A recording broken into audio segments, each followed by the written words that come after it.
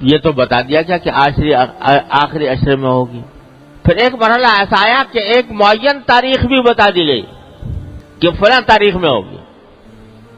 تو آسان ہو گیا معاملہ. 10 راتوں کے بجائے ایک رات متعین ہو گئی، فلاں رات میں شب قدر ہوگی. لیکن رسول کریم صلی اللہ علیہ وسلم فرماتے ہیں، یہ بھی اللہ تعالیٰ کی حکمت تھی کہ فرماتے ہیں کہ مجھے بتا دیا گیا تھا، میں بتانے کے لیے تم لوگوں کو آنا چاہ رہا تھا، بتانا چاہ رہا تھا کہ کون سی رات شب قدر ہے، لیکن میں دیکھا کہ 2 آدمی آپس میں جھگڑا کر رہے ہیں، لڑ رہے ہیں. تو اس لڑائی کی بے برکتی سے وہ میرے ذہن سے نکل گئی کون سی رات، مجھے بلا دی گئی. اب یہ عجیب معاملہ، ایک طرف بتایا بھی گیا اور پھر بلا بھی دیا گیا. بتا دیا گیا پہلے کہ فلاں رات ہوگی، لیکن بعد میں بلا دیا گیا. اصل مقصود تو یہی تھا کہ متعین نہ کی جائے، کسی رات کو متعین نہ کیا جائے، اصل مقصد تو یہی تھا.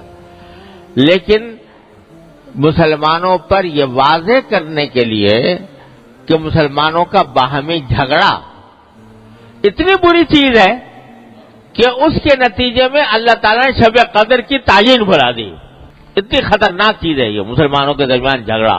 قرآن و سنت کے احکام کو اگر دیکھا جائے تو جگہ جگہ یہ بات نظر آتی ہے کہ اللہ تعالیٰ یہ چاہتے ہیں کہ مسلمانوں کے درمیان جھگڑا نہ ہو.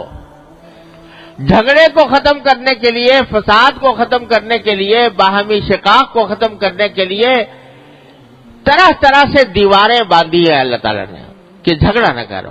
اور افسوس یہ ہے کہ ہم لوگ سرکار دو عالم صلی اللہ علیہ وسلم کے اس ارشاد، اس خواہش، اس تمنا، اس آرزو کو پورا کرنے کے لیے تیار نہیں ہے.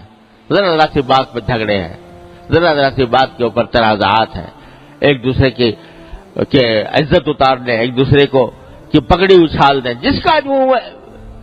جس کا موقع ملے، جس کی تحقیق کیے بغیر بھی پگڑی اچھال دی، عزت ختم کر دی، کسی کی بے عزتی کر دی، برا بھلا کہہ دیا، ڈانٹ ڈپٹ کر دی. اس کو معمولی بات سمجھے ہوئے ہیں کہ یہ کوئی معمولی بات ہے. ارے یہ اتنی منحوس چیز ہے کہ اللہ نے لیلۃ القدر کی شناخت اس کی وجہ سے محو فرما دی. سرکار دو عالم صلی اللہ علیہ وسلم کے مبارک